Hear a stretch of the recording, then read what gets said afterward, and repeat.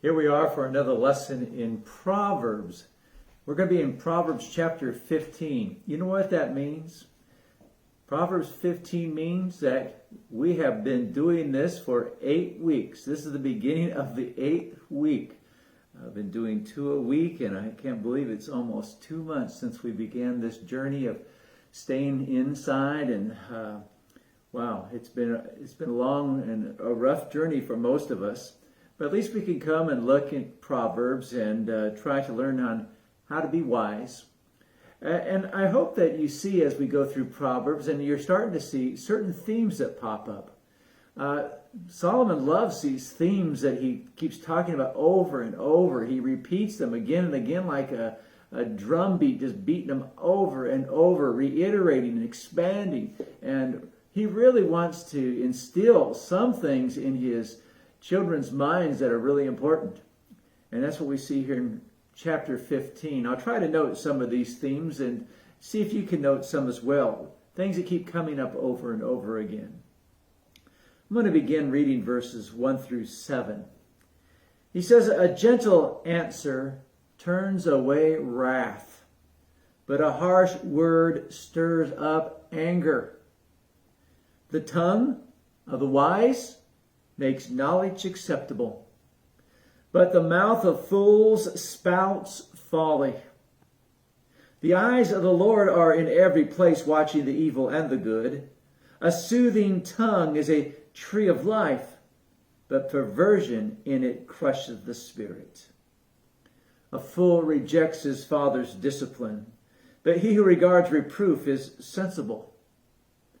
Great wealth is in the house of the righteous, but trouble is in the income of the wicked. The lips of the wise spread knowledge, but the hearts of fools are not so." I read all 7 verses here because most of them refer to a common theme with Solomon, and that is the idea of the tongue, on how we should speak. In verse 1, a gentle answer turns away wrath.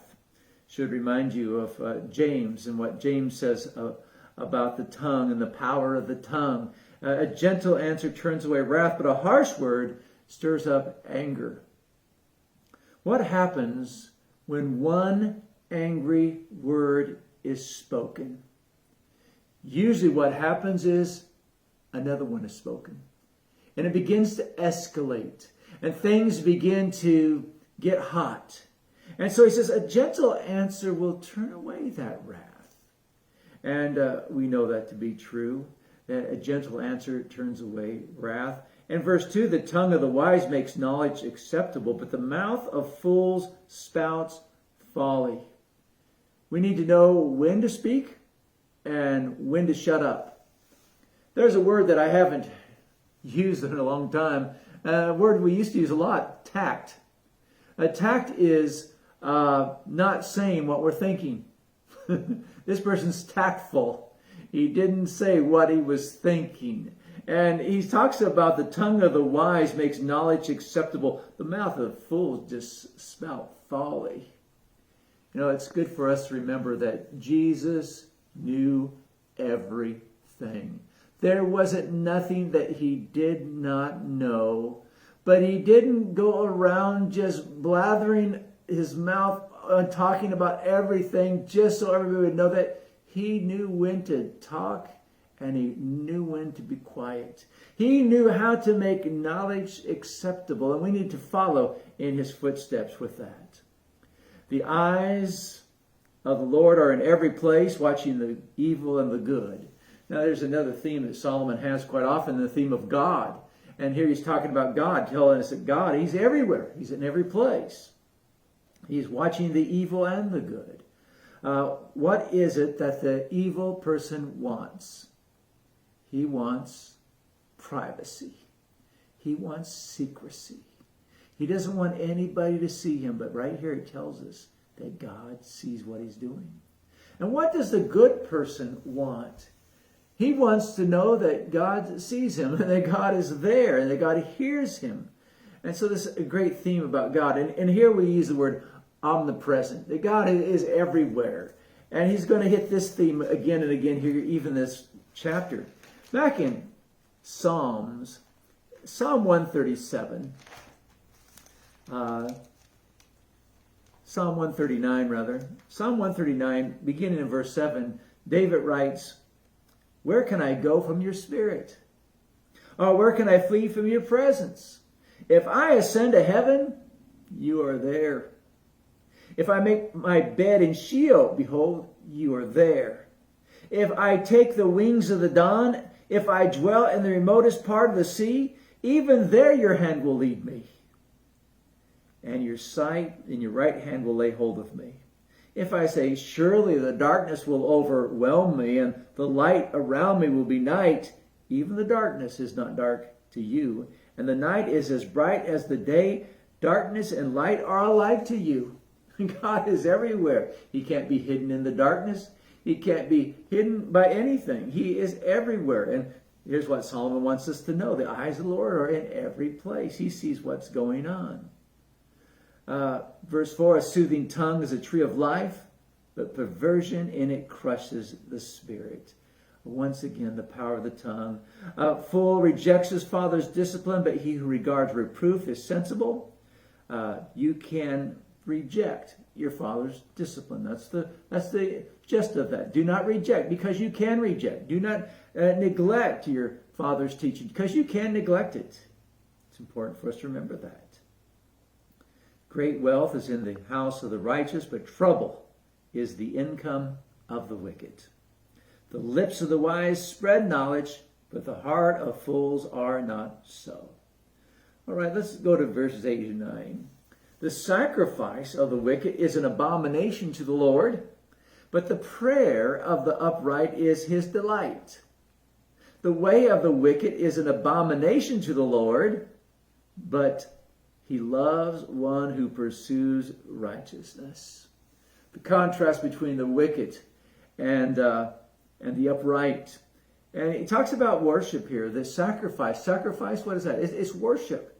And the sacrifice of the wicked, it's an abomination, because what God wants first and foremost in worship is our heart. He wants us to love him first. You know, God says, "I desire obedience rather than sacrifice." He wants sacrifice. He wants us to worship him, but he wants us to do it with our heart, not grudgingly. And here is a wicked person who is sacrificing, but God says that's an abomination. But the prayer of the upright, that's his delight. He delights when we pray to him, when we talk to him, we speak to him. The way of the wicked. So here not only worship, but the way of the wicked. And worship and the way we live our lives, they go together, don't they? And he talks about this, and he makes this comparison between these two things. Verses 10 and 11.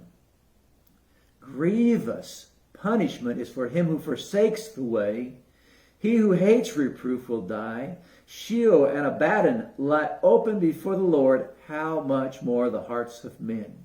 Now, this comes back to what he said in verse 3, that God is everywhere and God sees everything. And Sheol and Abaddon, Sheol is the grave. And if God can see into the grave, if God can go to the lowest parts of hell, then certainly he can see into the hearts of men. And so that's what he's just talking about here, that God knows our hearts and he sees our hearts and he wants our hearts for him.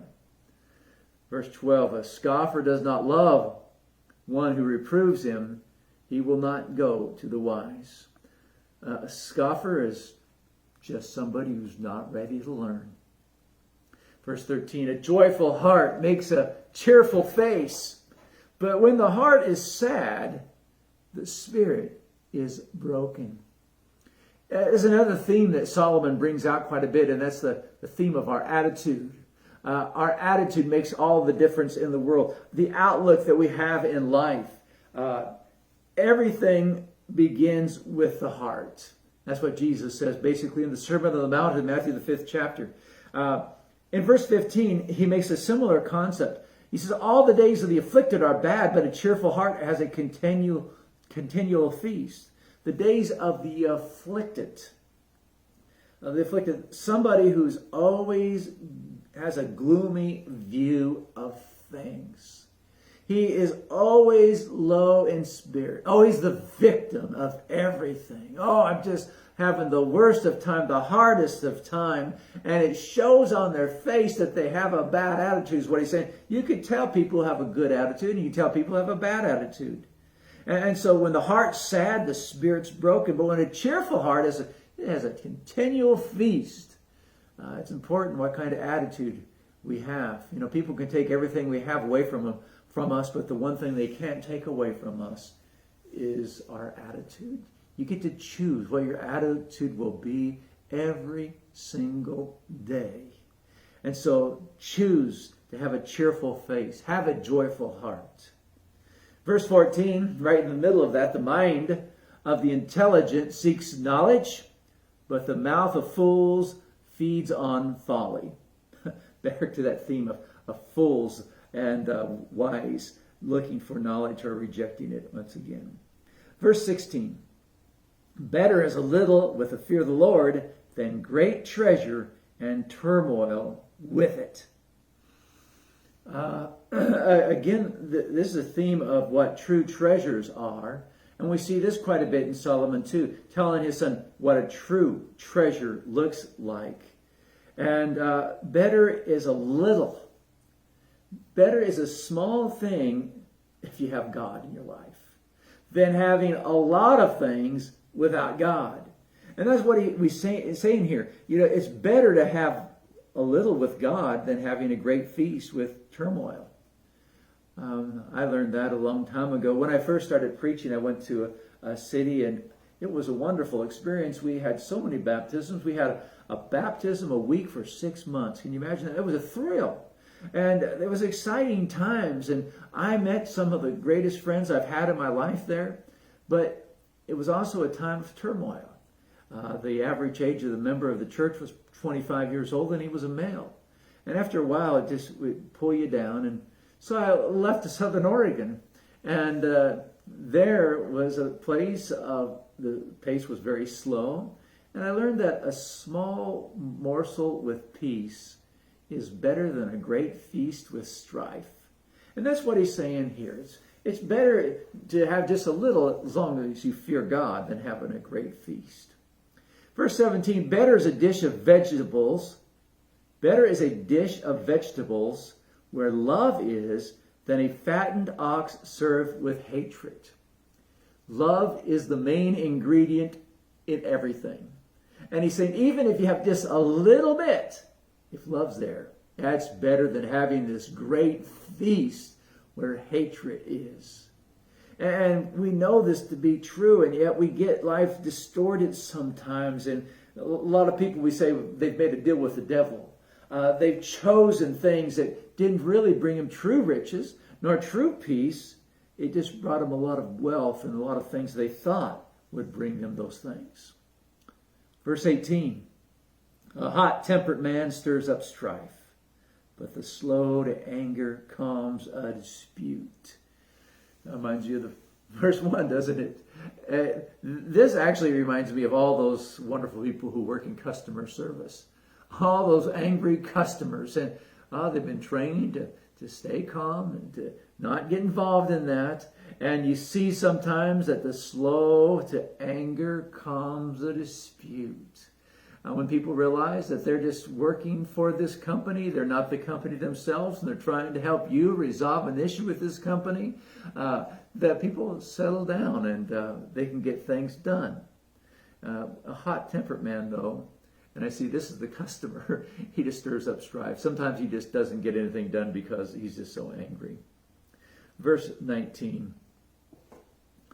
The way of the lazy is as a hedge of thorns, but the path of the upright is a highway. First I have to ask, is there a hedge of thorns? Where is it? The lazy sees this hedge of thorns. In fact, the lazy person sees thousands of difficulties of why he can't get out and do something. He always sees these obstacles, but the path of the upright, it's like a highway. He sees the possibilities of how he can get things done, not the impossibilities of why this just won't work. He's got a good attitude, doesn't he? A wise son makes a father glad, but a foolish man despises his mother. One of the ways that you can tell a foolish man from a wise man is in the way they treat their parents. Look at the way a fool treats his parents, and look at the way a wise person treats their parents. And what he says here, a wise person makes his father glad, a foolish man despises his mother. You can see a foolish man. And some of you have told me that you have foolish children and have brought agony in your life. And you say, how can I have this one child who's such a good believer and this other child who's so rebellious? Just remember, what we've seen all throughout Proverbs is they still get to choose. They can choose to reject their father's teaching. They can choose to forsake their mother's teaching. It's all a choice, and that's what he's talking about here. So here's a difference. Here's how you can tell a fool from a wise person from a fool is by the way they treat their parents. 21. Folly is joy to him who lacks sense, but a man of understanding walks straight. Folly is joy to a man who lacks sense. Let's go party. Let's go do this. Let's go do that. They don't see this as a path to destruction. Because all folly sees is joy. Let's go do this. This is going to be great. Oh, isn't this marvelous? But it doesn't end up that way, does it? 22. Without consultation, plans are frustrated, but with many counselors, they succeed. Reminds me of the wisdom of an eldership. I learn this all the time. And that together we can come up with solutions. One of us might have one idea, one another idea. But without consultation, our plans are frustrated. It might not seem the full picture, but with many counselors, they succeed. We can see all the difficulties and opportunities when we have a fuller look at things. 23, a man has joy in an apt answer. And how delightful is a timely word. Going back to that idea of speech. It says the right thing at the right time. What a blessing that is for a guy that does that. He has joy in that. The path of life leads upwards for the wise, that he may keep away from Sheol below. Here's a bunch of contrast. The wise and the fool, the above and below, the life and the death, here's that contrast again between wise and fool. 25, the Lord will tear down the house of the proud, but he who establishes the boundary, but he will establish the boundary of the widow. Let's go to verse 27 here. Evil plans are an abomination to the Lord, but pleasant words are pure. He who profits illicitly troubles his own house, but he who hates bribes will live. Once again, we have a theme, a couple of themes actually here. The theme of the proud and that they aren't going to succeed. And also the theme of not doing business right, of having illicit business practices. And so he talks about that and makes a contrast here. The proud is so confident in their schemes, but they don't work out the way they want. And the prophet is illicit troubles in his own house. And isn't that the problem with life, is that most of the problems we have, we've brought on ourselves. That's why Proverbs is so important. 28, the heart of the righteous ponders how to answer, but the mouth of the wicked pours out evil things. Boy, this is a real common thing with Solomon, how we speak. But notice here, the mouth of the wicked, or rather the heart of the righteous, ponders how to answer. I like the King James Version here once again. And it says where ponder, it says the righteous studies how to answer. They think about that. They're prepared to answer. They've thought about the answer before they've opened up their mouth. It reminds me of Colossians 4, verse 6. Colossians 4:6, Paul writes, let your speech always be with grace, as though seasoned with salt, so that you will know how you should respond to each person. That gracious speech. I know so many people who are just so gracious in the way they speak to others, so kind and so gentle. And he says you should ponder this, study this, practice this, be prepared for that kind of thing. 29, the Lord is far from the wicked, but he hears the prayer of the righteous.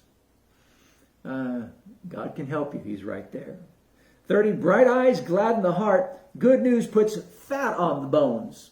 We like good news. I wish we had some good news that things are opening up, that this disease is eradicated, and that we could go out. That'll brighten my eyes. That'll gladden my heart. He whose ear he listens to the life-giving reproof will dwell amongst the wise. Where the scoffer is not ready to learn, he says that there are those whose ears are open and they're ready and they are eager. And those who are people who we're looking for. When Jesus was here on earth, it seems like those were scoffers who came to him, and he would answer them with questions, and then there were the seekers, and he would answer them with solutions. He responded differently. He understood that there are people who are not spiritually ready to hear what he had to say. Verse 32, he who neglects discipline despises himself, but he who listens to reproof acquires understanding. Verse 33, the fear of the Lord is the instruction for wisdom, and before honor comes humility. Before honor comes humility. That humility of knowing that we need to know more. We need the instruction. We don't know everything that we need to know, that we can still grow. Now, did you note some of the themes? Did you recognize some of the themes that we went on? And there's not only just these themes, there are some extremely strong statements. Look at verse 29. The Lord is far from the wicked. That's pretty strong. The last phrase, and before honor comes humility. There's these themes and strong statements that come out in Proverbs. Well, it was good to sit and study with you and look at the book of Proverbs once again. I hope you have a wonderful week, and God bless you all.